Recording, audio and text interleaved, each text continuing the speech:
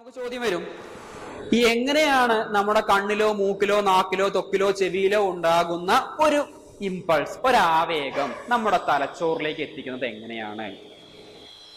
അപ്പൊ അതിനാണ് നമുക്ക് നാഡികളുണ്ട്, നേഴ്സ് ഉണ്ട് അല്ലെ. നിങ്ങൾ കഴിഞ്ഞ വർഷം പഠിച്ചതാണ്, എക്സ്ക്രീറ്ററി സിസ്റ്റം പഠിച്ചു, വിസർജ്യ വ്യവസ്ഥ പഠിച്ചു. വിസർജ്യ വ്യവസ്ഥയിലെ പ്രധാനപ്പെട്ട ഒരു അവയവം എന്തായിരുന്നു? വൃക്ക, കിഡ്നി. ഈ കിഡ്നി എന്ന് പറയുന്ന അവയവത്തിന്റെ അടിസ്ഥാന ഘടകം എന്താണ്? നമുക്കറിയാം, നമ്മുടെ എല്ലാവരുടെയും ശരീരത്തിന്റെ അടിസ്ഥാന ഘടകം എന്ന് പറയുന്നത് എന്താണ്? What is the basic unit of our body? It is cell, കോശം. നമ്മുടെ ശരീരത്തിന്റെ അടിസ്ഥാന ഘടകം ഒരു കോശമാണ്, ഒരു സെല്ലാണ് അല്ലെ. ഇപ്പൊ നിങ്ങൾ ചുറ്റും നിങ്ങൾ ഇരിക്കുന്ന വീട്, നിങ്ങളുടെ വീട് എന്ന് പറയുന്നത് ഒരു വലിയൊരു കോംപ്ലക്സ് ആണ് അല്ലെ. ആ വീട് എന്ന് പറയുന്ന ഒരു സാധനം വെറുതെ ഒറ്റയടിക്ക് വീട് ഉണ്ടായതാണോ? അല്ല. അവിടെ എന്തുണ്ടായിരുന്നു? ചെറിയ ചെറിയ സാധനങ്ങൾ കൂടിച്ചേർന്നിട്ടാണ് വലിയൊരു വീടായിട്ട് നിങ്ങൾക്ക് മാറിയത്. അപ്പൊ നിങ്ങളുടെ വീടിന്റെ അടിസ്ഥാന ഘടകം എന്താണ്? ബേസിക് യൂണിറ്റ് എന്താണ്? ഒരു ബ്രിക്കാണ്, ഒരു കട്ടയാണ് അല്ലെ. വെട്ടുകല്ലോ ഇഷ്ടികയോ അങ്ങനെ എന്തെങ്കിലും ഒരു കട്ട അല്ലെ. ഇതാണ് ഒരു ബേസിക് യൂണിറ്റ്. അതേ സാധനം റിപ്പീറ്റ് ചെയ്ത് അടുക്കി വെച്ചപ്പോഴാണ് വീടുണ്ടായത്. ഇതേപോലെ നമ്മുടെ ശരീരത്തിന്റെയും അടിസ്ഥാന ഘടകം, നമ്മുടെ ശരീരം ഉണ്ടാക്കിയുള്ള എന്തുകൊണ്ടാണ്? ഇതേപോലെ ചെറിയ ചെറിയ കോശങ്ങൾ അടുക്കി വെച്ചിട്ടുണ്ട്. അപ്പോ എല്ലാ കോശങ്ങളും ഒരേപോലെയാണോ നമ്മുടെ ശരീരത്തിലുള്ളത്? അല്ല. വളരെ വ്യത്യസ്ത തരത്തിലുള്ള കോശങ്ങൾ നമ്മുടെ ശരീരത്തിൽ കാണപ്പെടുന്നുണ്ട്. ഏതൊക്കെയാണ് വ്യത്യസ്ത തരം കോശങ്ങൾ നിങ്ങൾക്ക് അറിയാം അല്ലെ. നിങ്ങൾ ഒരുപാട് കോശങ്ങൾ പഠിച്ചതാണ്. അങ്ങനെ നമ്മുടെ ഓരോ സിസ്റ്റം ഉണ്ടാക്കിയിട്ടുള്ളത് ഓരോ പലതരം കോശങ്ങളെ കൊണ്ടാണ്. അപ്പൊ നിങ്ങൾ കിഡ്നിയുടെ അടിസ്ഥാന ഘടകം എന്ന് നിങ്ങൾ പറഞ്ഞ് പഠിച്ചിട്ടുണ്ട്. എന്താണ്? What is the basic structural unit of kidney? എന്താണത്? നെഫ്രോൺ അല്ലെ. നെഫ്രോണുകളാണ് കിഡ്നിയുടെ അടിസ്ഥാന ഘടകം. അപ്പൊ അതേപോലെ നമ്മുടെ നാഡീ വ്യവസ്ഥയ്ക്ക് ഒരു അടിസ്ഥാന ഘടകം ഉണ്ടായിരിക്കോ? നമ്മുടെ ബ്രെയിനിനും നമ്മുടെ നാഡീ വ്യവസ്ഥയ്ക്ക്, നെർവസ് സിസ്റ്റത്തിന് ഒരു ബേസിക് യൂണിറ്റ് ഉണ്ടായിരിക്കോ? നമ്മുടെ നെർവസ് സിസ്റ്റത്തിന് ഒരു ബേസിക് യൂണിറ്റ്, നമ്മുടെ ബ്രെയിനിന്റെയും സ്പൈനൽ കോഡിന്റെ ഒക്കെ ബേസിക് യൂണിറ്റ് ആണ് എന്ത്? ന്യൂറോൺ. ന്യൂറോൺ അഥവാ നാഡീകോശം. ന്യൂറോൺ അഥവാ നാഡീകോശം. നാഡീകോശം എന്ന് പറഞ്ഞാൽ എന്താണ്? നമ്മുടെ നാഡീ വ്യവസ്ഥയുടെ, നെർവസ് സിസ്റ്റത്തിന്റെ ബേസിക്, നെർവസ് സിസ്റ്റത്തിന്റെ അടിസ്ഥാന ഘടകമാണ് ഇത് ന്യൂറോൺ അഥവാ നാഡീകോശം. വളരെ പ്രധാനപ്പെട്ട ടോപ്പിക്കാണ്. പരീക്ഷയ്ക്ക് സ്ഥിരമായി ചോദിക്കാറുള്ള 3 മാർക്കിന്റെ ഒരു ചോദ്യമാണ് നാഡീകോശം അഥവാ ന്യൂറോൺ. ന്യൂറോണിന്റെ ഘടന വരയ്ക്കാനും ഭാഗങ്ങൾ അടയാളപ്പെടുത്താനും പഠിക്കേണ്ടത് വളരെ ആവശ്യമാണ്. സ്ഥിരമായി പരീക്ഷയ്ക്ക് ചോദിക്കുന്ന ഒരു ചോദ്യമാണ് നാഡീകോശത്തിന്റെ ചിത്രം 3 മാർക്കിന്. അപ്പൊ നോക്കൂ, ബയോളജി നമ്മൾ പഠിക്കുമ്പോൾ എപ്പോഴും നമുക്കൊരു കുറച്ചൊരു 4-5-6 ചിത്രങ്ങളുണ്ട്. ഈ ചിത്രങ്ങൾ എപ്പോഴും പരീക്ഷയ്ക്ക് തിരിച്ചും മറിച്ച് ഓരോന്ന് ഇടവിട്ട് ഇങ്ങനെ ചോദിച്ചുകൊണ്ടേയിരിക്കും. അപ്പോ ഓരോ ചിത്രങ്ങളും നമ്മുടെ പാഠഭാഗത്തുള്ള, നമ്മുടെ പുസ്തകത്തിലുള്ള ഓരോ ചിത്രങ്ങളും വളരെ ഇമ്പോർട്ടന്റ് ആണ്. ഈ ചിത്രങ്ങളെല്ലാം മൈന്യൂട്ടായിട്ട് നമ്മൾ എന്ത് ചെയ്യണം? ഒബ്സർവ് ചെയ്യണം. അത് എന്തിന്റെ ചിത്രമാണെന്ന് മനസ്സിലാക്കി വെക്കണം. ചിത്രങ്ങളല്ലേ എന്ന് പറഞ്ഞ് വെറുതെ മറച്ചു പോയിട്ട് കാര്യമില്ല. ആ ചിത്രങ്ങൾ ഓരോന്നും എന്തിന്റെയാണ് എന്ന് വ്യക്തമായിട്ട് മനസ്സിലാക്കണം. ചിത്രങ്ങൾ തരും ക്വസ്റ്റ്യൻ പേപ്പറിൽ, ചോദ്യ പേപ്പറിൽ ചിത്രങ്ങൾ തരും, ഇതെന്താന്നൊക്കെ ചോദിക്കും. അപ്പൊ ചിത്രങ്ങൾ വളരെ പ്രധാനപ്പെട്ടതാണ്. നോക്കൂ, ന്യൂറോൺ, നാഡീകോശം. നാഡീകോശത്തിന്റെ ഘടന നോക്കാം. വളരെ സിമ്പിൾ ആണ് വരയ്ക്കാൻ, ഒരു പണിയിലത് വരയ്ക്കാം, വളരെ സിമ്പിൾ ആയിട്ട് വരയ്ക്കാം. നമുക്ക് മറ്റ് അവയവങ്ങളെ അപേക്ഷിച്ച്, മറ്റ് ചിത്രങ്ങളെ അപേക്ഷിച്ച് ഏറ്റവും സിമ്പിളായി വരയ്ക്കാൻ പറ്റിയ ഒരു ഭാഗമാണ്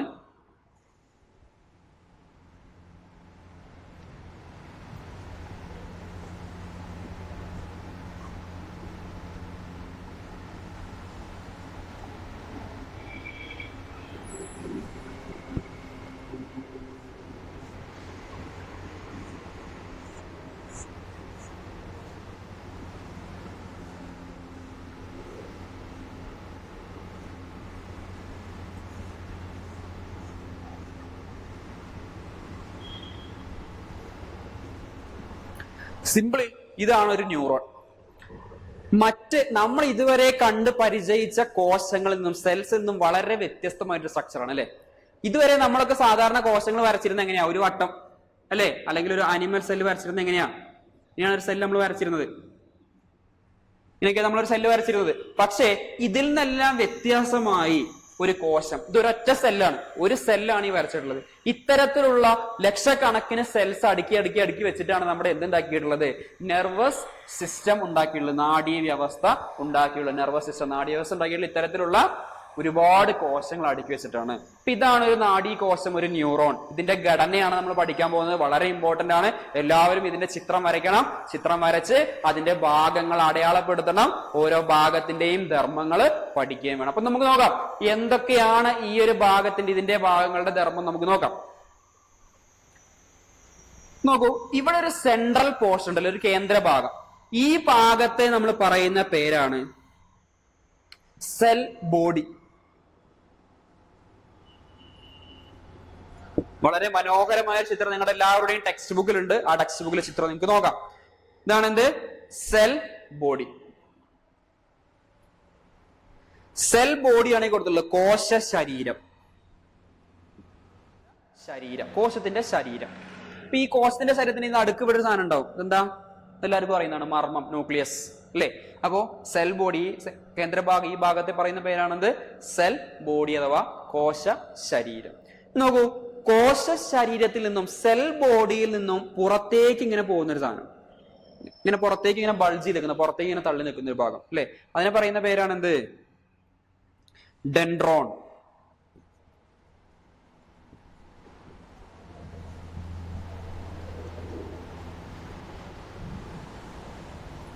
ഡെൻഡ്രോൺ. കോശ ശരീരത്തിൽ നിന്നും പുറത്തേക്ക് തള്ളി നിൽക്കുന്ന ഈ ഭാഗങ്ങൾ, ബൾജ് ചെയ്ത് പുറത്തേക്ക് ഇങ്ങനെ പ്രൊട്രൂഡ് ചെയ്ത് നിൽക്കുന്ന ഭാഗങ്ങളാണ് ഏത്? ഡെൻഡ്രോൺസ്. ദെൻ ഈ ഡെൻഡ്രോൺസ് നോക്കുക, ഡെൻഡ്രോൺസ് വീണ്ടും ബ്രാഞ്ചസ് ആയിട്ട് മാറി. അത് വീണ്ടും ശാഖകളായിട്ട് പിരിഞ്ഞു. ഈ ഒരു ഡെൻഡ്രോൺ ഇങ്ങനെ വന്നു, ഈ ഡെൻഡ്രോൺ എന്ത് ചെയ്തു? വീണ്ടും ബ്രാഞ്ചസ് ആയി. അങ്ങനെ ഡെൻഡ്രോണിന്റെ ബ്രാഞ്ചസിനെ പറയുന്ന പേരാണ് ഡെൻഡ്രൈറ്റ്.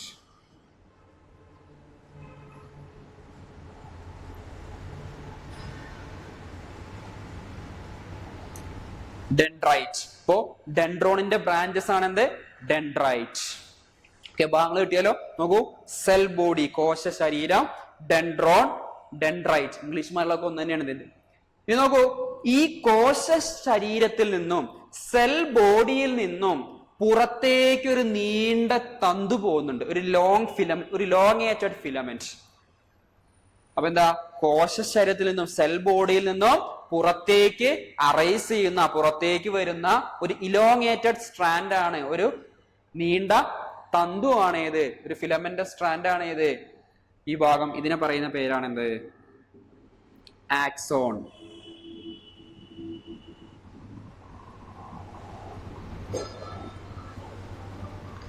ആക്സോൺ. അപ്പോ കോശ ശരീരത്തിൽ നിന്നും പുറത്തേക്ക് തള്ളി നിൽക്കുന്ന, അല്ലെ പുറത്തേക്ക് നീണ്ടു വരുന്ന ഇലോങ്ങേറ്റഡ് സ്ട്രാൻഡ് ആണ് ആക്സോൺ. നോക്കൂ, ആക്സോണിന്റെ പുറത്ത് ചെറിയ കോശങ്ങൾ ഇങ്ങനെ അടുക്കി വെച്ചിട്ടുണ്ട് അല്ലെ? ഇഷ്ടിക വെച്ച പോലെ ചെറിയ കോശങ്ങൾ. എന്താണിത്? ആക്സോണിന്റെ പുറത്ത് ഒരു കവറിംഗ് ആയിട്ട്, ഒരു കോട്ടിംഗ് ആയിട്ട് കാണപ്പെടുന്ന ഭാഗമാണിത്. ഇതിനെ പറയുന്ന പേരാണ് ഷ്വാൻ കോശങ്ങൾ അഥവാ ഷ്വാൻ സെൽസ്.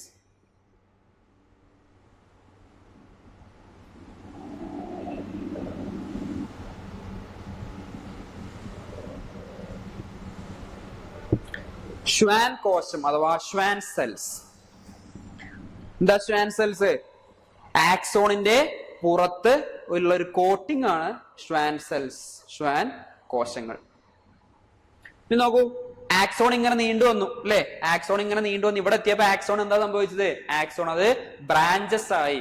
ആക്സോൺ ചെറിയ ചെറിയ ബ്രാഞ്ച്, ശാഖകളായിട്ട് പിരിഞ്ഞു. അങ്ങനെ ആക്സോൺ ശാഖകളായി പിരിഞ്ഞ ഈ ഭാഗത്തെ പറയുന്ന പേരാണ് ആക്സോണൈറ്റ്.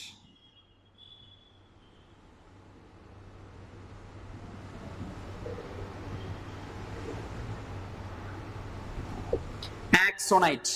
ആക്സോണൈറ്റ് എന്താണ്? Branches of axon. ആക്സോണിന്റെ ശാഖകൾ. ആക്സോൺ ഇങ്ങനെ വന്നു, ആക്സോൺ എന്ത് ചെയ്തു? പല ശാഖകളായിട്ട്, പല ബ്രാഞ്ചസ് ആയിട്ട് പിരിഞ്ഞു. അതിനെ പറയുന്ന പേരാണ് ആക്സോണൈറ്റ്. പേര് വിളിക്കാൻ എളുപ്പമാണ്. നോക്കുക, ആക്സോണിന്റെ branch ആക്സോണൈറ്റ്, ഡെൻഡ്രോണിന്റെ branch dendrite. Last IIT വന്നു കഴിഞ്ഞാൽ എന്താ? അതിന്റെ ബ്രാഞ്ചസ് ആണ്. ഇനി നോക്കൂ, കഴിഞ്ഞില്ല. ആക്സോണൈറ്റിന്റെ ടിപ്പില്, ആക്സോണൈറ്റിന്റെ അറ്റത്ത് ചെറിയ ബബിൾസ് കാണപ്പെടുന്നുണ്ട് അല്ലേ? ചെറിയ ബീഡ് ലൈക്ക് സ്ട്രക്ചർ, ചെറിയ ചെറിയ ഒരു സാക്ക് ലൈക്ക് സ്ട്രക്ചർ കാണപ്പെടുന്നുണ്ട്. ഈ സാക്ക് ലൈക്ക് സ്ട്രക്ചറിന്റെ പേരെന്താണ്? ഇതാണ് സിനാപ്റ്റിക് നോബ്.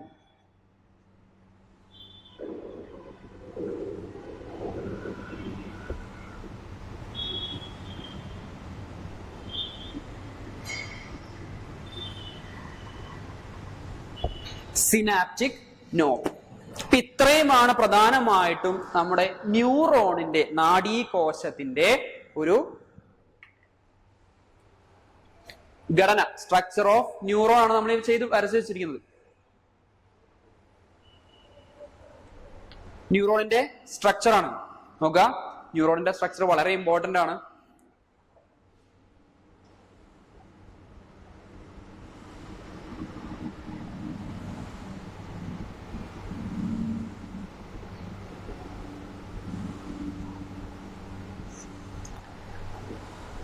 എന്തൊക്കെയാ? ഇതാണ് ഒരു ന്യൂറോൺ. ഇത്തരത്തിലുള്ള ലക്ഷക്കണക്കിന് ന്യൂറോണുകൾ കൂടിച്ചേർന്നാണ് നമ്മുടെ നെർവസ് സിസ്റ്റം, നമ്മുടെ നാഡീ വ്യവസ്ഥ രൂപപ്പെട്ടിട്ടുള്ളത്. എല്ലാവരും ഈ ചിത്രം വളരെ വ്യക്തമായിട്ട് വരച്ച് ഭാഗങ്ങൾ അടയാളപ്പെടുത്താൻ പഠിച്ചിരിക്കണം. 3 മാർക്ക് അല്ലെങ്കിൽ 4 മാർക്കിന്റെ സ്ഥിരമായിട്ടുള്ള ഒരു ചോദ്യമാണ്. നോക്കാം ഇനി ഓരോന്നിന്റെയും ഫങ്ഷൻസ് നമുക്ക് നോക്കാം. സെൽ ബോഡി കോശത്തിന്റെ ഭാഗമാണല്ലേ കോശ ശരീരം. ഈ കോശ ശരീരത്തിൽ നിന്നും പുറത്തേക്ക് വരുന്ന അല്ലെങ്കിൽ പുറത്തേക്ക് പ്രൊട്രൂഡ് ചെയ്ത് നിൽക്കുന്ന ഭാഗം, സെൽ ബോഡിയിൽ നിന്നും പുറത്തേക്ക് ഔട്ട്വേർഡ് പ്രൊട്രൂഡ് ചെയ്ത് നിൽക്കുന്ന ഭാഗം, പുറത്തേക്ക് ഇങ്ങനെ തള്ളി നിൽക്കുന്ന ഭാഗത്തെ പറയുന്ന പേരാണെന്ത്? ഡെൻഡ്രോൺ. ദെൻ ഡെൻഡ്രോണിന്റെ ബ്രാഞ്ചസ് ആണെന്ത്? ഡെൻഡ്രൈറ്റ്. അപ്പൊ ഡെൻഡ്രൈറ്റിന്റെ ഫംഗ്ഷൻ എന്തായിരിക്കും? ഇവിടത്തോടെ കഴിഞ്ഞോ? ഇല്ല. ഇപ്പുറത്ത് വേറൊരു സംഭവം ഉണ്ടാവും, വേറൊരു നാഡീകോശം ഉണ്ടാവും. ഇതേപോലെ വന്നിങ്ങനെ നിൽക്കുന്നുണ്ടാവും അല്ലെ? ഇതേപോലെ ഇപ്പുറത്തുണ്ടാവും ഒരു നാഡീകോശം. ഇങ്ങനെ ഒരുപാട് നാഡീകോശങ്ങൾ, ലക്ഷക്കണക്കിന് നാഡീകോശം ഇങ്ങനെ ഇഷ്ടം പോലെ ഉണ്ടാവും. അപ്പോ ഡെൻഡ്രൈറ്റിന്റെ ഫംഗ്ഷൻ എന്തായിരിക്കും? തൊട്ടടുത്ത ന്യൂറോണിൽ നിന്നും തൊട്ടടുത്ത നാഡീകോശത്തിൽ നിന്നും സന്ദേശങ്ങളെ സ്വീകരിക്കുക, അല്ലെങ്കിൽ ആവേഗങ്ങളെ സ്വീകരിക്കുക, ഇമ്പൾസിനെ സ്വീകരിക്കുക എന്നുള്ളതാണ് ആരുടെ ഫംഗ്ഷൻ? ഡെൻഡ്രൈറ്റിന്റെ ഫംഗ്ഷൻ. ഇപ്പൊ ഡെൻഡ്രൈറ്റിന്റെ ഫംഗ്ഷൻ എന്താണ്? തൊട്ടടുത്ത ന്യൂറോണിൽ നിന്നും തൊട്ടടുത്ത നാഡീകോശത്തിൽ നിന്നും സന്ദേശങ്ങളെ, മെസ്സേജസിനെ റിസീവ് ചെയ്യുക, അവയെ സ്വീകരിക്കുക എന്നുള്ളതാണ് ആരുടെ ഫംഗ്ഷൻ? ഡെൻഡ്രൈറ്റിന്റെ ഫംഗ്ഷൻ അല്ലേ? ഇപ്പൊ നോക്കൂ, ഡെൻഡ്രൈറ്റിന്റെ ഫംഗ്ഷൻ അതാണ്. ഇപ്പൊ 2 പോയിന്റ് ആണ് നമുക്ക് അവിടെ ഉള്ളത്. ഒന്നാമത്തെ പോയിന്റ് എന്താ? തൊട്ടടുത്ത നാഡീകോശത്തിൽ നിന്നും സന്ദേശങ്ങളെ സ്വീകരിക്കുന്നു, തൊട്ടടുത്ത ന്യൂറോണിൽ നിന്നും മെസ്സേജസിനെ റിസീവ് ചെയ്യുന്നു. ദെൻ രണ്ടാമത്തെ പോയിന്റ്, ബ്രാഞ്ചസ് ഓഫ് ഡെൻഡ്രോൺ. ഡെൻഡ്രോണിന്റെ ശാഖകളാണ്. ഇതിൽ ഏത് പോയിന്റ് ചോദിക്കും? പ്രധാനമായിട്ട് ചോദിക്കാറുള്ളത് തൊട്ടടുത്ത നാഡീകോശത്തിൽ നിന്നും ഭാഗങ്ങളെ, അവയവങ്ങളെ സ്വീകരിക്കുക, തൊട്ടടുത്ത ന്യൂറോണിൽ നിന്നും മെസ്സേജസിനെ സ്വീകരിക്കുന്ന, റിസീവ് ചെയ്യുന്നത് എന്ന് ചോദിക്കുക. അപ്പൊ ഏതാണ്? ഡെൻഡ്രൈറ്റ്. ദെൻ ഡെൻഡ്രൈറ്റ് എന്ത് ചെയ്യും? മെസ്സേജിനെ തൊട്ടടുത്ത ആളിലേക്ക് കൊടുക്കും. തൊട്ടടുത്ത ആളാരാ? ഡെൻഡ്രോൺ. ഡെൻഡ്രോണിലേക്ക് കൊടുക്കും അല്ലേ? ഡെൻഡ്രോൺ കഴിഞ്ഞാൽ പിന്നെ അടുത്ത ആരാ? Cell body. സെൽ ബോഡിയിൽ നിന്ന് പിന്നെ അടുത്തേതാ? ആക്സോൺ. അപ്പോ ഒരു മെസ്സേജ് ഇങ്ങനെ പോകുമ്പോ, മെസ്സേജ് ആദ്യം ഇപ്പോ നമ്മളൊരു നാഡീകോശത്തിന്റെ ഘടന വെച്ച് പറയുകയാണെങ്കിൽ ആദ്യം എത്തുന്നത് എന്തിലേക്കാണ്? ഡെൻഡ്രൈറ്റിലേക്കാണ്. ഡെൻഡ്രൈറ്റിലെത്തും. ഡെൻഡ്രൈറ്റിൽ നിന്ന് അടുത്ത് എന്തിലേക്ക് പോവും? ഡെൻഡ്രോണിലേക്ക് പോവും. ഡെൻഡ്രോണിൽ നിന്നും കോശ ശരീരം, സെൽ ബോഡി.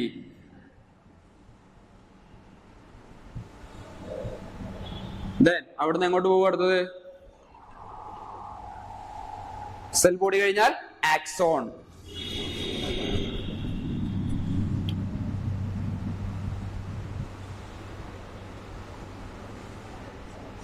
ആക്സോൺ കഴിഞ്ഞാൽ ആക്സോണൈറ്റ്.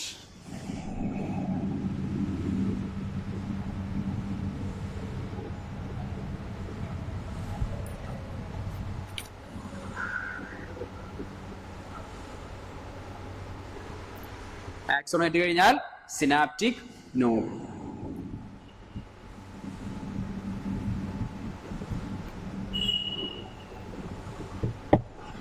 ഇങ്ങനെയാണ് മെസ്സേജസ് ഒരു ന്യൂറോണിലൂടെ, ഒരു നാഡീകോശത്തിലൂടെ സഞ്ചരിക്കുന്നത്. നോക്കുക, ഇതിന്റെ ഫംഗ്ഷൻ നമ്മൾ പറഞ്ഞു അല്ലെ? തൊട്ടടുത്ത ന്യൂറോണിൽ നിന്ന് മെസ്സേജ് സ്വീകരിക്കുന്നു.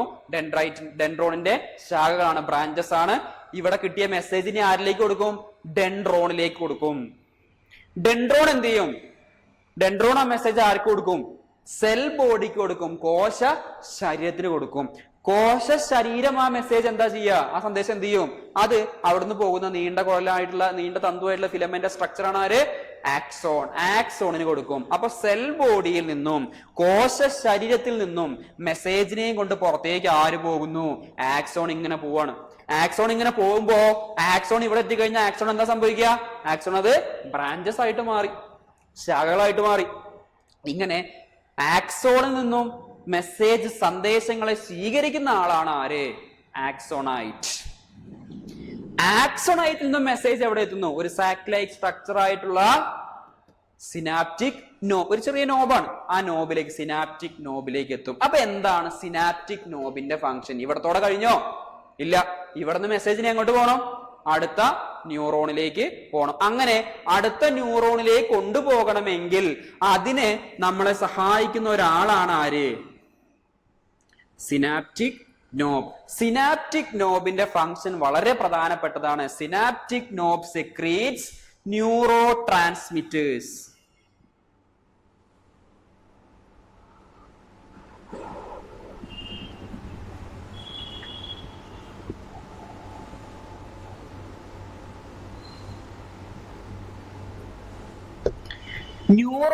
സിനാപ്റ്റിക് നോബ് എന്ത് ചെയ്യും? സന്ദേശം സിനാപ്റ്റിക് നോബിൽ എത്തിക്കഴിഞ്ഞാൽ ആ സിനാപ്റ്റിക് നോബ് അവിടെ ഒരു കെമിക്കൽ സബ്സ്റ്റൻസ് പ്രൊഡ്യൂസ് ചെയ്യും, ഒരു രാസവസ്തു ഉൽപ്പാദിപ്പിക്കും. ആ രാസവസ്തുവിനെ പറയുന്ന പേരാണ് ന്യൂറോ ട്രാൻസ്മിറ്റേഴ്സ്, നാഡീയ പ്രേഷകം. അപ്പൊ നാഡീയ പ്രേഷകങ്ങൾ ഉൽപ്പാദിപ്പിക്കുക ഒരു ന്യൂറോണിൽ നിന്നും തൊട്ടടുത്ത ന്യൂറോണിലേക്ക്, ഒരു ന്യൂറോണിൽ നിന്നും തൊട്ടടുത്ത ഒരു നാഡീകോശത്തിൽ നിന്നും തൊട്ടടുത്ത നാഡീകോശത്തിലേക്ക് സന്ദേശങ്ങളെ എത്തിക്കാൻ സഹായിക്കുന്ന ന്യൂറോ ട്രാൻസ്മിറ്റേഴ്സ്, നാഡീയ പ്രേഷകങ്ങൾ ഉൽപ്പാദിപ്പിക്കുന്ന ആളാണ് ആര്?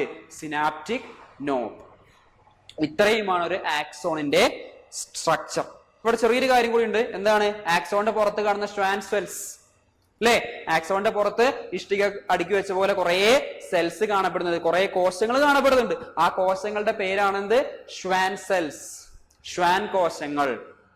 എന്തായിരിക്കും ഇതിന്റെ ഫംഗ്ഷൻ?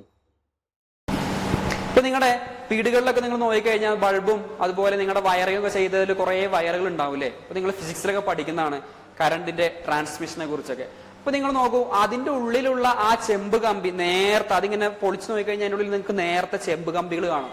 യഥാർത്ഥത്തില് വൈദ്യുതിയെ പ്രേഷണം ചെയ്യുന്നത്, ഇലക്ട്രിസിറ്റിയെ കടത്തി വിടുന്നത് ആരാണ്? ഇലക്ട്രിസിറ്റിയെ ട്രാൻസ്മിഷൻ നടത്തുന്ന ആരാണ്? അവിടെ അതിനുള്ള ചെമ്പ് കമ്പിയാണ്. നേരത്തെ കുറെ ചെമ്പ് കമ്പികളാണ് അല്ലെ? ഈ ചെമ്പ് കമ്പികളിലൂടെയാണ്, ഈ കോപ്പർ വയേഴ്സിലൂടെയാണ് അവിടെ ഇലക്ട്രിസിറ്റി കടന്നു പോകുന്നത്.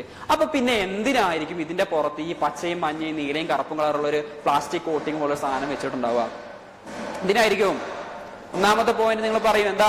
നമുക്ക് ഷോക്ക് അടിക്കാതിരിക്കാൻ അല്ലെ? അതിൽ പെട്ടെന്ന് നമ്മൾ ഈ വയറിലൊക്കെ പോയി തൊട്ട് കഴിഞ്ഞാൽ നമുക്ക് ഷോക്ക് വരും. പക്ഷെ ഇതിൽ പോയിട്ട് തൊട്ട് കഴിഞ്ഞാൽ പെട്ടെന്ന് നമുക്ക് ഷോക്ക് അടിച്ചൊന്നും വരില്ല, ചിലപ്പോൾ അടിക്കൂലേ? അപ്പൊ അതേപോലെ ചിലപ്പോ പിന്നെ വേറെന്താ ഒരു കാരണം, വേറെ എന്തിനു വേണ്ടിയായിരിക്കും അങ്ങനെ ചെയ്തിട്ടുണ്ടാവുക?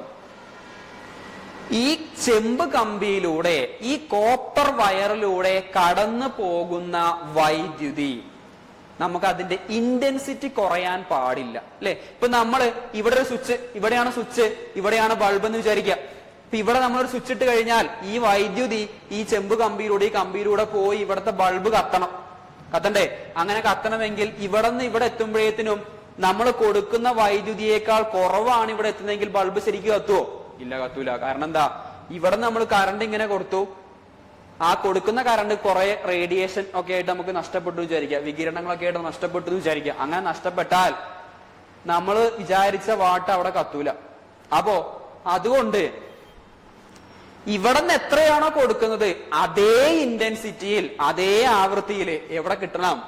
അവിടെ കിട്ടണം. അതേ തീവ്രതയിൽ എവിടെ കിട്ടണം? ആ ബൾബ് ഇരിക്കുന്നിടത്ത് കിട്ടണം. അങ്ങനെ അതേ തീവ്രതയിൽ കിട്ടണമെങ്കിൽ അപ്പൊ തീവ്രത നമുക്ക് നഷ്ടപ്പെടാൻ പാടില്ല. എത്രയാണോ കൊടുക്കുന്നത് അതേ അളവിൽ കിട്ടിയിരിക്കണം. അതിനുവേണ്ടി അവിടെ എന്ത് ചെയ്യും? വെറുതെ നഷ്ടപ്പെടാതിരിക്കാൻ അവിടെ സംരക്ഷിച്ചു.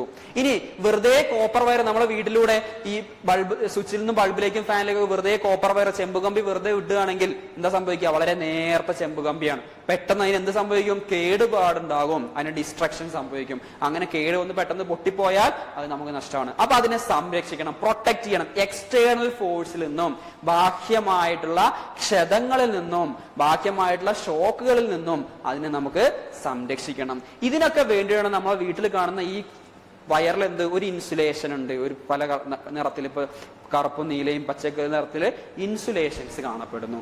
ഇതേപോലെ തന്നെയല്ലേ ഇവിടെ നോക്കൂ. ഇവിടെ നോക്കുക, നമ്മുടെ വീട്ടിൽ ആ ചെമ്പ് കമ്പി, നമ്മൾ ആ ഇലക്ട്രിക്കൽ വയർ നമ്മളൊന്ന് മുറിച്ചു കഴിഞ്ഞാൽ ആ വയറിന്റെ ഉള്ളില് ഇതുപോലെ എന്തുണ്ടാവും, ചെമ്പ് കമ്പികൾ ഉണ്ടാവില്ല. ആ ചെമ്പ് കമ്പിയുടെ സ്ഥാനത്താണ് ആരിയ്ക്കുന്നത് നോക്കുക, ആക്സോൺ ഇരിക്കുന്നത്. ഇപ്പൊ നമ്മൾ പറഞ്ഞ എന്താ, നമ്മുടെ വീട്ടിലുള്ള ആ ഇലക്ട്രിക്കൽ ലൈനുകളാണല്ലേ. അപ്പൊ അതിലുള്ള ആ ഒരു പ്രൊട്ടക്റ്റീവ് മെഷറിന്, ആ ഒരു ഇതിനെ സംരക്ഷിക്കാൻ, ആ കോപ്പർ വയറിനെ, ചെമ്പ് കമ്പിയെ സംരക്ഷിക്കാനാണ് ആ കാണുന്ന ചുവപ്പ് മഞ്ഞ നീല അതിന്റെ ഇൻസുലേഷൻസ് കൊടുത്തിട്ടുള്ളത്.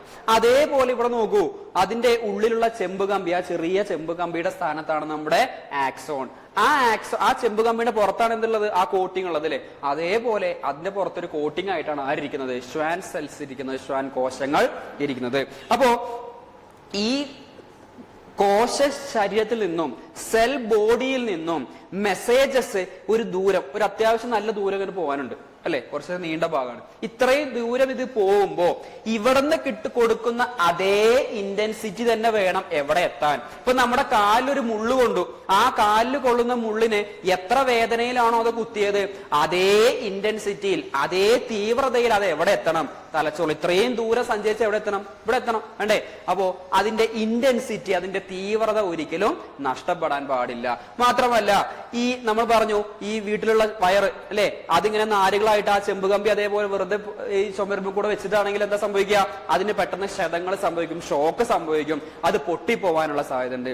അതേപോലെ എക്സ്റ്റേണൽ ഷോക്കിൽ നിന്നും, പുറത്തുള്ള ബാഹ്യമായിട്ടുള്ള ക്ഷതങ്ങളിൽ നിന്നും ആക്സോണിനെ ആര് സംരക്ഷിക്കും, ശ്വാൻ സെൽസ് സംരക്ഷിക്കും. അപ്പൊ ഈ ശ്വാൻ സെൽസ് കണ്ടിന്യൂസ് ആയി ഇങ്ങനെ ആവരണം ചെയ്ത് ഈ ഒരു സംഭവത്തിന് പറയുന്ന പേരാണ് എന്ത്, മൈലിൻ ഷീത്ത്.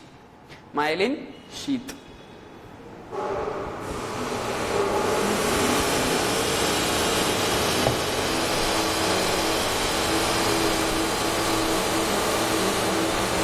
Myelin sheath.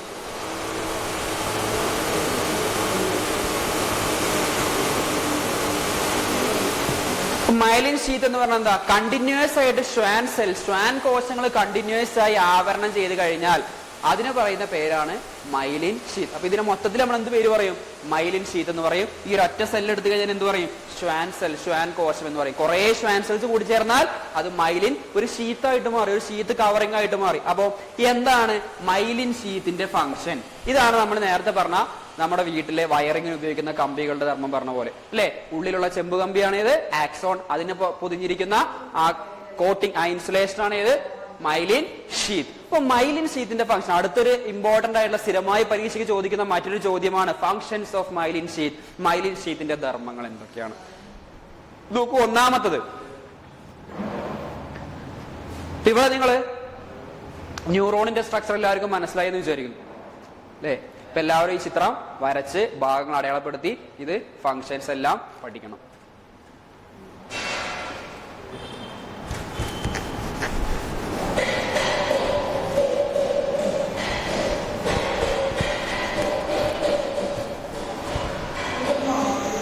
നോക്കൂ, മൈലിൻ ഷീത്ത്. മൈലിൻ ഷീത്തിന്റെ ഒന്നാമത്തെ ഫംഗ്ഷൻ എന്താ, it protect the axon from external shock.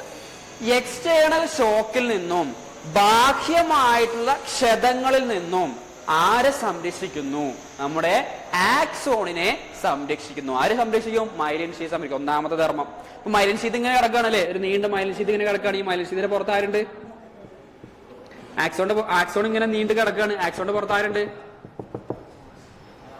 Myelin sheath ഉണ്ട്. അപ്പൊ ഈ മൈലിൻ ഷീത്തിൽ പെട്ടെന്ന് പുറത്തുനിന്നൊരു ക്ഷതം, ഒരു ഷോക്ക് വരികയാണെങ്കിൽ ആ ഷോക്കിനെ ആര് തടയും, ആര് അബ്സോർബ് ചെയ്യും, മൈലിൻ ഷീത്ത് അബ്സോർബ് ചെയ്യും, ആക്സോണിലേക്ക് അത് എത്തൂല. മനസ്സിലായോ? ഇനി ഇവിടുന്ന് പോകുന്ന ഇമ്പൾസ്, ആവേഗം, ആ ആവേഗത്തിന്റെ ഇന്റൻസിറ്റി ഒട്ടും കുറയ്ക്കാതെ, ആ ആവേഗത്തിന്റെ തീവ്രത ഒട്ടും കുറയ്ക്കാതെ അതിനെ അതേ തീവ്രതയിൽ, അതേ ഇന്റൻസിറ്റിയിൽ അവസാനം വരെ കൊണ്ടുപോകാൻ ആര് സഹായിക്കുന്നു, ഈ മൈലിൻ ഷീത്ത് സഹായിക്കുന്നു. മനസ്സിലായോ? അതുപോലെ അടുത്തതാണ്, ഈ ആക്സോൺ ഒരു നീണ്ട തന്തുവാണെന്ന് നമ്മൾ പറഞ്ഞു, ഒരു ഇലോങ്ങേറ്റഡ് ഫിലമെന്റ് ആണെന്ന് പറഞ്ഞു. ഈ ഇലോങ്ങേറ്റഡ് ഫിലമെന്റ് ആയിട്ടുള്ള ഈ ആക്സോണിന് ആവശ്യമായ ഓക്സിജൻ വേണം, അതുപോലെ ന്യൂട്രിയൻസ് വേണം, പോഷകങ്ങൾ വേണം.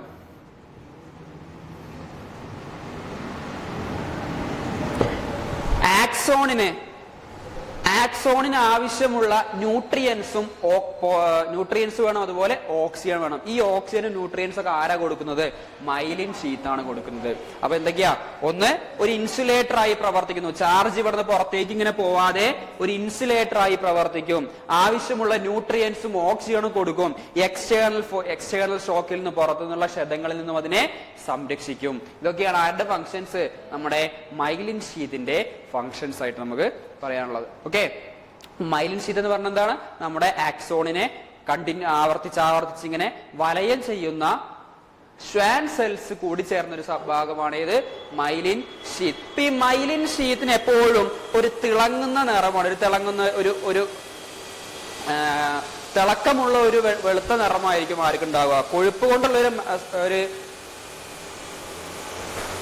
പ്രൊഡക്റ്റ് ആണ് ഇത് നമ്മുടെ മൈലിൻ ഷീത്ത്. കൊഴുപ്പ് കൊണ്ട്, ഫാറ്റ് കൊണ്ട് ഉണ്ടാക്കിയിട്ടുള്ളതാണ്. അപ്പൊ അതുകൊണ്ട് തന്നെ അതിനൊരു തിളങ്ങുന്ന നിറമായിരിക്കും, ഒരു ഗ്ലിറ്ററിങ് ആയിട്ടുള്ളൊരു സ്വഭാവമുള്ള സാധനമാണ് ഇത് നമ്മുടെ മൈലിൻ ഷീത്ത്. ഇനി നോക്കാം, നമ്മുടെ ആക്സോൺ നമ്മൾ പറഞ്ഞു കഴിഞ്ഞു. ഈ ആക്സോണുകൾ ഒരുമിച്ച് കൂടി കുറെ ആക്സോണുകൾ കൂടുമ്പോഴാണ്, കുറെ ആക്സോൺ ഇങ്ങനെ ഉണ്ടാവും.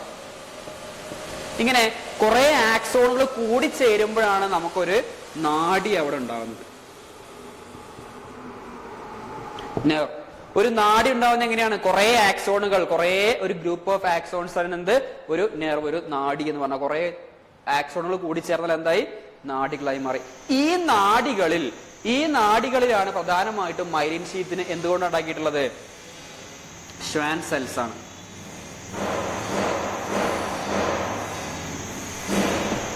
അപ്പൊ ഷ്വാൻ കോശങ്ങൾ കൊണ്ട് നിർമ്മിച്ച മൈലിൻ ഷീത്ത് എവിടെയാ കാണപ്പെടുക? നാഡികളിലാണ് കാണപ്പെടുക, നെർവ്സിലാണ് കാണപ്പെടുക. അതുപോലെ നമ്മുടെ ബ്രെയിനിലും സ്പൈനൽ കോഡിലും ഒക്കെ ആണെങ്കിൽ അവിടെ മൈലിൻ ഷീത്ത് കാണപ്പെടുന്നത്, മൈലിൻ ഷീറ്റിന്റെ ബേസിക് യൂണിറ്റ് ആണ് ഒലിഗോഡെൻഡ്രോസൈറ്റ്. ഒലിഗോഡെൻഡ്രോസൈറ്റ്.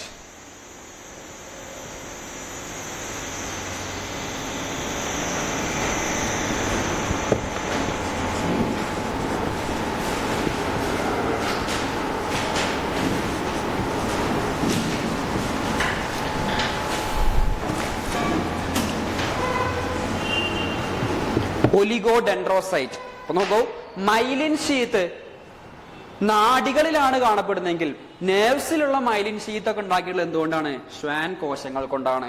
ബ്രെയിനിലും അതുപോലെ സ്പൈനൽ കോഡ്, സുഷുമ്നയിലും ഒക്കെ ആണെങ്കിൽ അവിടെ ഉണ്ടാക്കിയിട്ടുള്ളത് എന്തുകൊണ്ടാണ്? ഒലിഗോഡെൻഡ്രോസൈറ്റ് ആണ്. ഒലിഗോഡെൻഡ്രോസൈറ്റ് കൊണ്ടാണ് മൈലിൻ ഷീത്ത് അവിടെ ഉണ്ടാക്കിയിട്ടുള്ളത്.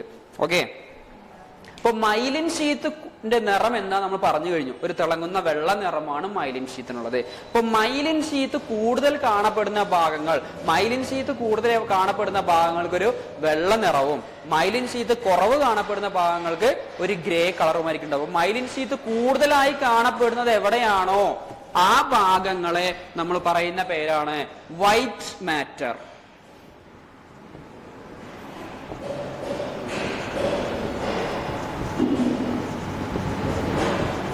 വൈറ്റ് മാറ്റർ എന്ന് പറഞ്ഞാൽ എന്താ? മൈലിനേറ്റഡ് ആക്സോൺസ് കാണപ്പെടുന്ന ഭാഗം. മൈലിൻ ഷീത്ത് കൂടുതലുള്ള ആക്സോൺസ് എവിടൊക്കെയാണ് കാണപ്പെടുന്നത് ആ ഭാഗത്ത് നമുക്കൊരു വെള്ള കളറായിട്ട് തോന്നും. ആ ഭാഗത്തെ പറയുന്ന പേരാണ് വൈറ്റ് മാറ്റർ. കാരണം എന്താ? നമ്മൾ പറഞ്ഞു കഴിഞ്ഞു, മൈലിൻ ഷീത്ത് ഉണ്ടാക്കിയിട്ടുള്ളത് എന്തുകൊണ്ടാണ്? കൊഴുപ്പ് കൊണ്ടാണ്. ഒരു വൈറ്റ് കളറുടെ ഫാറ്റ് ഉപയോഗിച്ചിട്ടാണ് എന്തുണ്ടാക്കിയിട്ടുള്ളത്? മൈലിൻ ഷീത്ത് ഉണ്ടാക്കിയിട്ടുള്ളത്. അതുകൊണ്ട് മൈലിൻ ഷീത്ത് കൂടുതൽ കാണപ്പെടുന്ന ഭാഗം വൈറ്റ് മാറ്റർ എന്നും അറിയപ്പെടുന്നു. ഇനി മൈലിൻ ഷീത്ത് കുറവ് കാണപ്പെടുന്നത്, മൈലിൻ ഷീത്ത് ഇല്ലാത്ത ഭാഗം, ഇപ്പൊ നോക്കുക, അതിന്റെ സെൽ ബോഡിയിൽ മൈലിൻ ഷീത്ത് ഉണ്ടോ? ഇല്ല. അതുപോലെ പിന്നെ എവിടെയുള്ളത്? ആക്സോണൈറ്റ് അവിടെ ഉണ്ടോ? ഇല്ല. ഈ ഭാഗത്തൊക്കെ മൈലിൻ ഷീത്ത് കുറവാണ്. അപ്പൊ ഈ ഭാഗങ്ങളാണ് കൂടുതൽ കാണപ്പെടുന്നതെങ്കിൽ അവിടെ വൈറ്റ് കളർ നമുക്ക് കാണാൻ കഴിയില്ല, കാരണം അവിടെ മൈലിൻ ഷീത്ത് ഇല്ല. ആ ഭാഗത്ത് നമ്മൾ പറയുന്ന പേരാണ് ഗ്രേ മാറ്റർ.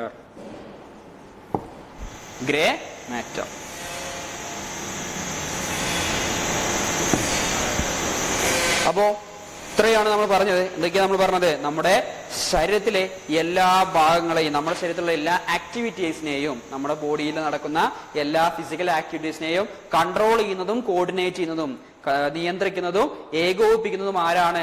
നാഡീ വ്യവസ്ഥയാണ്, നെർവസ് സിസ്റ്റമാണ്. നെർവസ് സിസ്റ്റത്തിന്റെ ഭാഗങ്ങൾ ഏതൊക്കെയാണ് നമ്മൾ പറഞ്ഞു? ബ്രെയിൻ, മസ്തിഷ്കം, ദെൻ സുഷുമ്ന, സ്പൈനൽ കോഡ്, ദെൻ നെർവ്സ്, നാഡികൾ, അതുപോലെ റിസെപ്റ്റേഴ്സ്, ഗ്രാഹികൾ. ഇത്രയും ഭാഗങ്ങൾ ചേർന്ന് പ്രവർത്തിക്കുമ്പോഴാണ് നാഡീവ്യവസ്ഥ പൂർണ്ണമാകുക, ശരീരത്തിലെ എല്ലാ കാര്യങ്ങളെയും നിയന്ത്രിക്കുക. ഇനി നാഡീവ്യവസ്ഥയുടെ വളരെ പ്രധാനപ്പെട്ട ഒരു ഭാഗം നമ്മൾ പറഞ്ഞു. എന്താ നാഡീവ്യവസ്ഥയുടെ വളരെ അടിസ്ഥാന ഘടകം? Structural unit of nervous system is known as neuron. നാഡീകോശം. നാഡീകോശത്തിന്റെ ഘടന നമ്മൾ ചിത്രം വരച്ച് വളരെ വ്യക്തമായി പറഞ്ഞിട്ടുണ്ട്. പരീക്ഷയ്ക്ക് സ്ഥിരമായി ചോദിക്കണം, ചിത്രം വരയ്ക്കണം, അതിന്റെ ഭാഗങ്ങൾ അടയാളപ്പെടുത്തണം, അതിന്റെ ധർമ്മങ്ങളും പഠിച്ചിരിക്കണം. ഇപ്പൊ നാഡീകോശം, ന്യൂറോണിന്റെ സ്ട്രക്ചർ നമ്മൾ പറഞ്ഞു. ദെൻ ന്യൂറോണിന്റെ സംരക്ഷണത്തിന് വേണ്ടി, അതിന്റെ ആക്സോണിലെ പ്രൊട്ടക്ഷന് വേണ്ടിയിട്ട്, അല്ലെങ്കിൽ അതിനാവശ്യമുള്ള ന്യൂട്രിയൻസ്, ഓക്സിജൻ കൊടുക്കാനൊക്കെ വേണ്ടിയിട്ടും, അതുപോലെ ഷോക്കിൽ അബ്സോർബ് ചെയ്യാനൊക്കെ വേണ്ടിയിട്ടും ഒരു ഇൻസുലേറ്റർ ആയി പ്രവർത്തിക്കുന്നതൊക്കെ ആരാണ്? അവിടുത്തെ മൈലിൻ ഷീത്ത് ആണ്, അല്ലെ? മൈലിൻ ഷീത്തിന്റെ ഫംഗ്ഷൻസ് നമ്മളോട് പറഞ്ഞു. ഇനി മൈലിൻ ഷീത്ത് കൂടുതൽ കാണപ്പെടുന്ന ഭാഗം എവിടെയാണ്? വൈറ്റ് മാറ്റർ ആണ്. വൈറ്റ് മാറ്റർ ആണെങ്കിൽ അവിടെ എന്താണ്? മൈലിൻ ഷീത്ത് കൂടുതലുള്ള ഭാഗമാണ്, മനസ്സിലാക്കുക. വൈറ്റ് മാറ്റ്, മൈലിൻ ഷീത്ത് കുറവുള്ള ഭാഗങ്ങൾ എന്തായിരിക്കും? ഗ്രേ മാറ്റർ ആയിരിക്കും, മനസ്സിലായോ? അപ്പൊ അതുപോലെ നാഡികളിലാണ് എന്ത് കാണപ്പെടുന്നത്? ഈ മൈലിൻ ഷീത്തുകൾ കൂടുതൽ കാണപ്പെടുന്നെങ്കിൽ ആ മൈലിൻ ഷീത്ത് ഉണ്ടാക്കിയിട്ടുള്ളത് എന്തുകൊണ്ടാണ്? ഷ്വാൻ കോശങ്ങൾ കൊണ്ടാണ്. ഷ്വാൻ സെൽസ് കൊണ്ട് ഉണ്ടാക്കിയിട്ടുള്ള മൈലിൻ ഷീത്ത് എവിടെ കാണപ്പെടും? നെർവ്സ്, നാഡികളിൽ കാണപ്പെടും. ഇനി ഒലിഗോഡെൻഡ്രോസൈറ്റ്